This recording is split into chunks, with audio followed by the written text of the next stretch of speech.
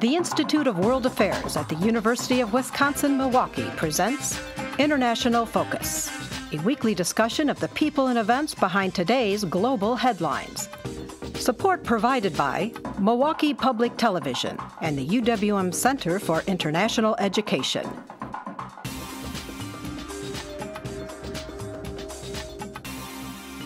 Now here's your host, Doug Savage.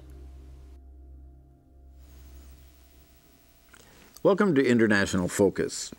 Although the Indian Constitution guarantees equal rights for all citizens regardless of religion, for the nation's Muslim population, personal law is administered through a separate legal code. For more than a decade, activists have been fighting for changes in these laws, which govern marriage, divorce, and property rights for the country's 177 million Muslims. Our guest today is at the forefront of these reform efforts. Naish Hasan is president and founder of the Indian Muslim Women's Movement, which has over 25,000 members across 15 states in India. She has worked for Muslim women's rights in India for over a decade, writing and conducting trainings on gender violence, women's law, women's rights, and the Quran. Working in the slums of Locknow, she has helped hundreds of Muslim girls attend school for the first time and assisted victims of gender violence. Naish Hasan, welcome to International Focus. Thank you. I'm wondering if you could start just giving us some sense of where the Muslim population fits within India. Yeah, as you know that only 13% Muslim population in India, and we are in a minority, but Muslim is the largest minority in India. And I would say that the Muslim state is ignoring the Muslims in India, and state is just using Muslim for the voting right. Muslim vote is a solid vote. They can change the government, so that is why I would say that they are using just Muslim. And there are many committees, there are many reports are there that Muslim are marginalized in India. They are poor, they have no bank account, they are living in the slum area, maximum people, but they are not doing any change. It's responsibility of Indian government to make some changes, not just speak on the Muslims that Muslims are poor, but they must do something. So I would say that our condition is still very bad in India.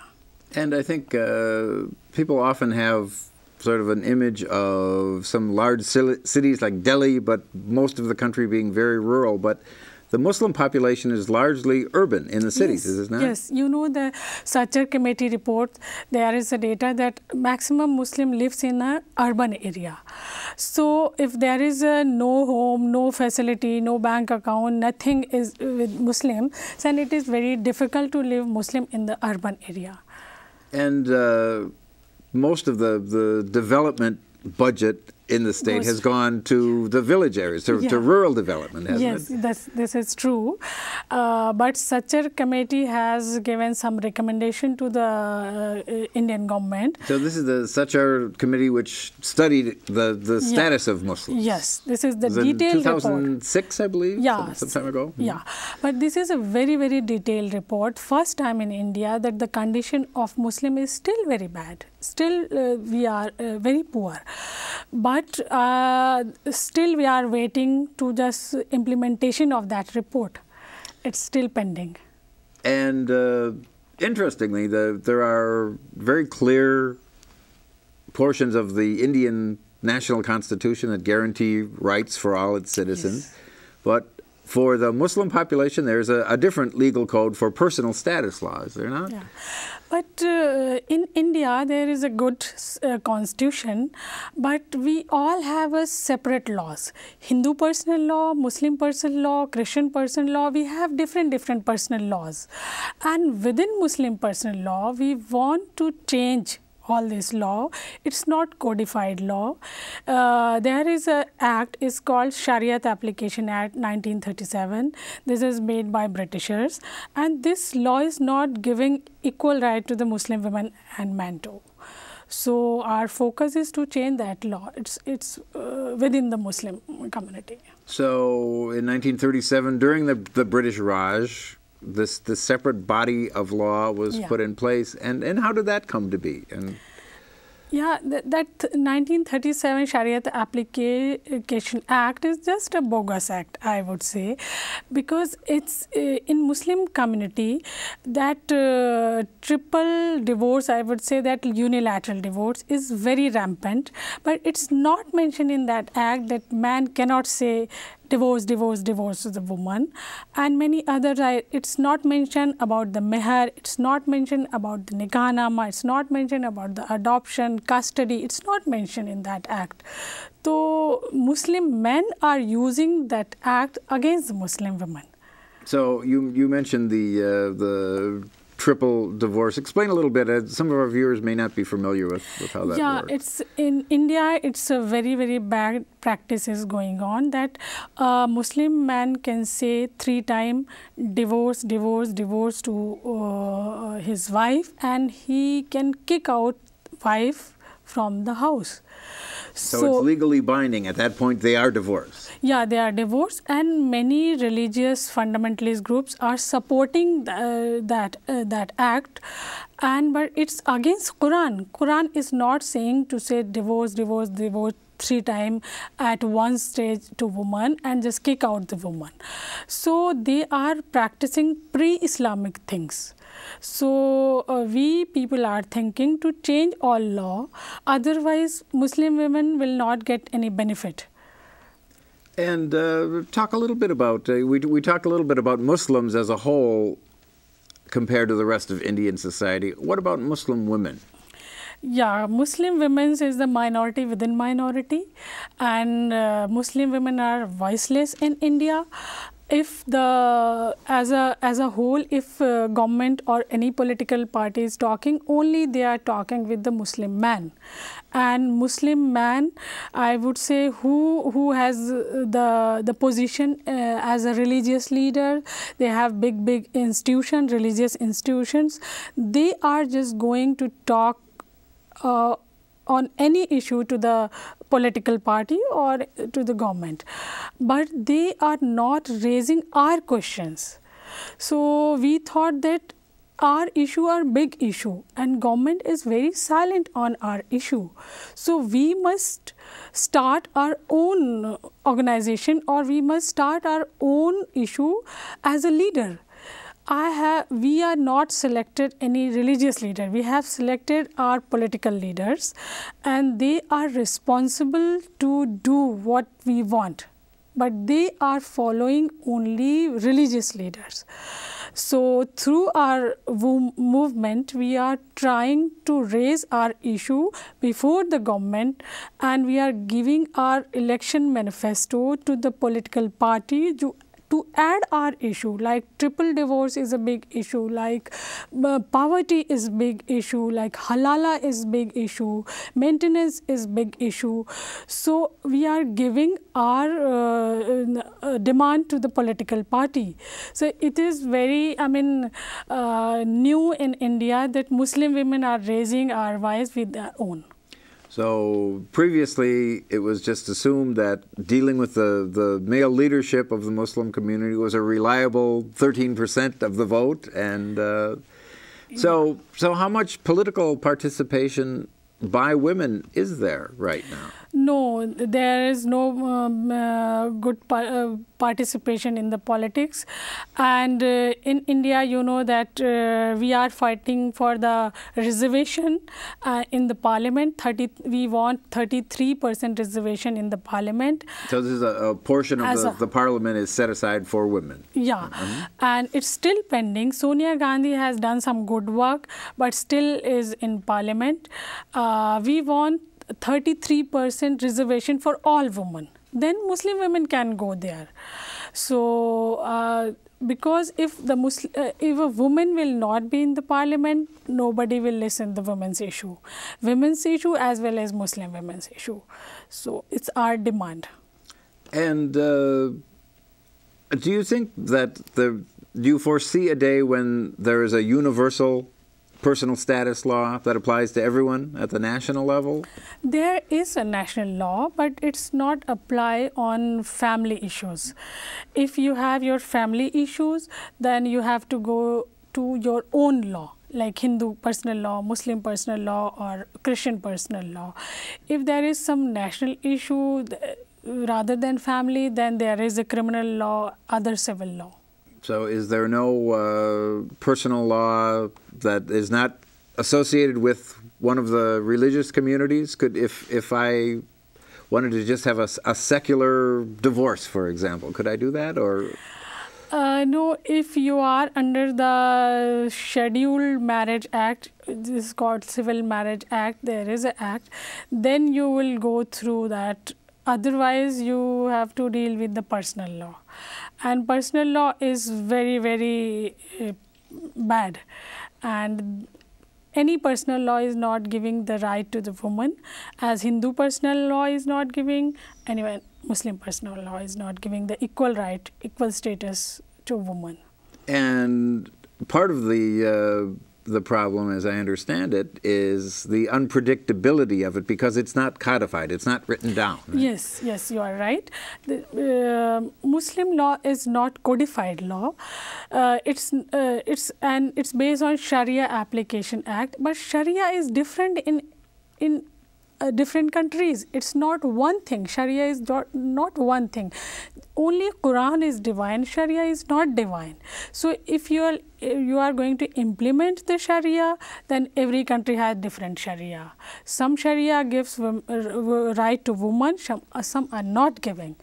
So we want our legislative backing. So right now we don't have any legislative backing that this Sharia, this law we are going to apply. Some good thing in the Quran, like 150 times mentioned in the Quran about the women's right. But if it is not the legislative backing, then how we are going to apply, how we will apply all these things? This is very difficult. So one of the things that your movement is asking for is exactly that, to codify, to have it clearly written something. It is long-term solution, but it is not only solution. We want Muslim women's leadership. We want our equal right as a citizen. If we are minority, doesn't mean, but we want our equal right. So we want our leadership. We Muslim are very poor, so we want our ration facility, vote facility, bank account, all the entitlements from the government. We want all these things, and we want a codified Muslim family law. Well, very good. Well, we'll talk a bit more about your work, but first we're going to take a short break. We'll be back with more International Focus.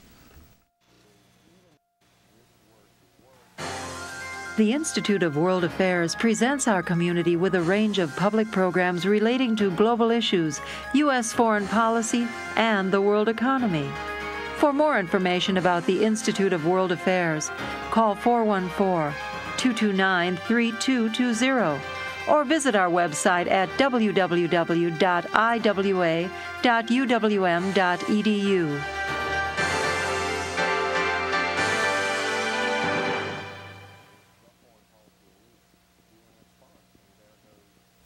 Welcome back to International Focus. We're talking with Naish Hasan about Muslim women's rights in India. Well, you touched on something a bit earlier about sort of what you're really advocating for is very much what is found in the Quran. So how do you do your work advocating for these changes in the law in a Quranic context, if you will? Yeah. In India, there are two type of people, two type of women's movement. One thinks that we should not waste our time to read Quran, and there is nothing in the Quran on women's right. And one big group is there who believes that there is women's right. And earlier I was thinking that no, we should not go to the Quran. But when we start going to the slum area to talk to the people, then I realize many people are believing in the Quran. and even I believe in the Quran. Then I start taking some notes from a big scholar who is Muslim in India, and after that we thought that maximum women and maximum men are with the Quran. So if I'll go without Quran, if I'll not advocate with the Quran, then no one will come with us. So then I start reading, and I found that many good things in the Quran, and as well as in our constitution. So both is important, that Quran and constitution, Indian constitution, both is important. So when we'll codify our final law and when we'll send it in the parliament, that it's based on equality, non-discrimination, as our constitutions are giving our right and Quran is giving the equal right. Well, and I would think as a minority community, if it's not framed in an Islamic context, it would be seen as very threatening to Muslim identity. If you just said, no, we don't need to talk about the Quran, this is a constitutional issue, it would be very hard for people to accept. Yeah, this is very hard. But we are going through Quran and through Constitution. Both is important and both are giving the equal right. So I believe in both. Not only in Quran, not only in Constitution. Both is important for Muslims, but we should work on the Sharia. I don't know what is Sharia exactly, but we want equality, we want justice, we want a secular position, equal position, wisdom. That is why we are following our Constitution and our Quran. Well, talk a little bit about the personal law board that sort of at least would say that they are really the judges of what is Sharia and what is not. Personal law board is just an NGO. They are not government body. They can't decide anything. But they are putting pressure to the Indian government that whatever they are saying, it's true. But whatever they are saying, we are not going to follow them, because they are supporting that divorce is right. No, who are they? Well, they are just mullahs, very conservative people in a personal law board. So many times I have sent a letter to them that please think about the codification. It is not against Islam, it is not against the women, but they are not responding us because they feel threat that Muslim women should not speak on the law and on Sharia. It's just a touch me not. There is something, 37 Shariat Application Act, we should not think, we should not talk on that. But they are not thinking, it's not made by Allah, it's made by Britishers. And as a Muslim, I am not answerable to any mullah. I am answerable only to Allah. So there is no one between me and Allah. And if the argument is made that this isn't in fact what the Quran asks of us, and you're approaching religious leaders who would at least see themselves as the great experts on Islamic law, I would think that's very difficult for them to accept that they're not the final word on what's going on. It's very difficult to deal with all people because earlier there was no women's voice, there was no Muslim women's voice. So they think that they are the ultimate authority, and we are challenging them that you are just nothing for us, and we believe in Allah, not in mullah. So it's sometimes it's very dangerous, and they are giving threatening calls to us. They are doing many bad things. They are burning our effigy even on the road. That how dare you talk about the Quran and all these things. But I think as a Muslim woman, anyone who will come and speak, it's not Hindu women's issue, it's not Hindus' issue, it's not Muslim men's issue, it's Muslim women's issue. So Muslim women should come in the leadership position and they should speak on all these things.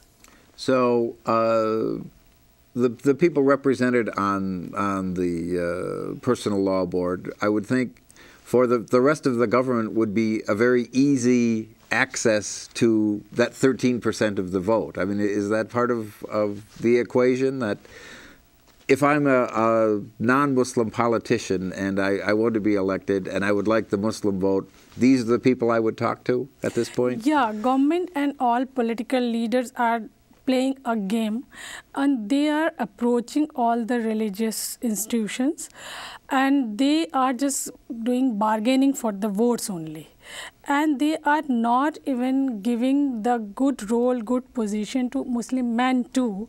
But Muslim men are not thinking that they are just using them.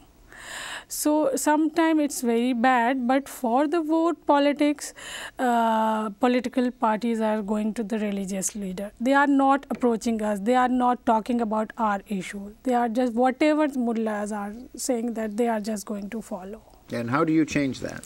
Yes, we will change. I am very positive, because earlier there was no voice, but now we are, thousands of women are there who are speaking on the Muslim women's issue. So this is a big threat to mullahs, that Muslim women start speaking about their own issues. So I am very positive that the day will come, will change our law and the position of Muslim women in India too. And what does that look like on the ground right now? Tell me a little bit about the work you do. Yeah, my focus is the poor Muslim, and especially Muslim women and children. So we are doing different type of activities with the poor women, like they are local issues like ration card, voter card, account, bank account, and day-to-day things, health issues we are dealing. And with the kids, we are dealing the education, child right, education, and with women, the women's right, and how they are equal citizen and as any other Indian citizen. So our focus is to create a second line good leadership, and then women can speak on their issue, and they can ask about the entitlement from the government. If there is a budget, then it should go to the poor. So poor women are dealing their own issues. They are doing the leadership on their own issue. So it's time taking, but we'll definitely change something. And how has your contact and relations with the government been? I mean, have you seen the change over the time that you've been working on these issues? Yes, I would say that earlier only the Muslim men was going and talking about the issues, but now always our delegation is going to meet the government official and political parties, and National Commission for Women, State Commission for Women. We all are raising our issues front of the politician and government, and I'm looking that there is a good change. And what level of government do you work with typically? I mean, is it at the state level, the local level? Yeah, local level with the corporators, and the state level with the chief ministers and the ministers, and on the national level the national government. It's in Delhi. So we are dealing on all level because we want our all right.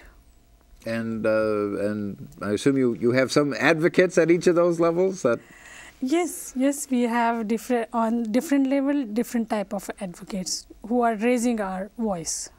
And how have you seen it change since you've been? Yeah, I would say that from the past 10 years, I can see earlier women was not ready to go to the outside. They were not speaking. They were not thinking that to go to the government, and there is a big budget women on the women's issue. But now they are going there. They are taking their all rights from the state, and not only state. They are speaking against the fundamentalism. If there any case has happened, then women are coming, even poor women are coming in the front, and they are speaking, it is injustice. We will not, tolerate all injustice. So it is good change. And are the male family members coming along? Yeah, it is important to work with the women, children, and male member too. We are organizing some meeting, and we are calling male member too to just listen. We are not against Islam. We are not against our state. We are not against anything, and you should come and listen what we are doing. We are not doing any conspiracy against you. Our mission is to fight against the system, not against the man. Well, very good. And if people would like to learn more about your organization, is there a website or? It's not big. Yeah, there is a small website. Okay, and how would they find that? Bharatiya Muslim Mahila Aandolan. They can write the Bharatiya Muslim Mahila Aandolan. But right now we are just creating our website. It's not good website, but we'll do something definitely. Well, very good. Naish Hasan, thank you for joining us. Welcome. To our viewers, we'll see you next time on International Focus.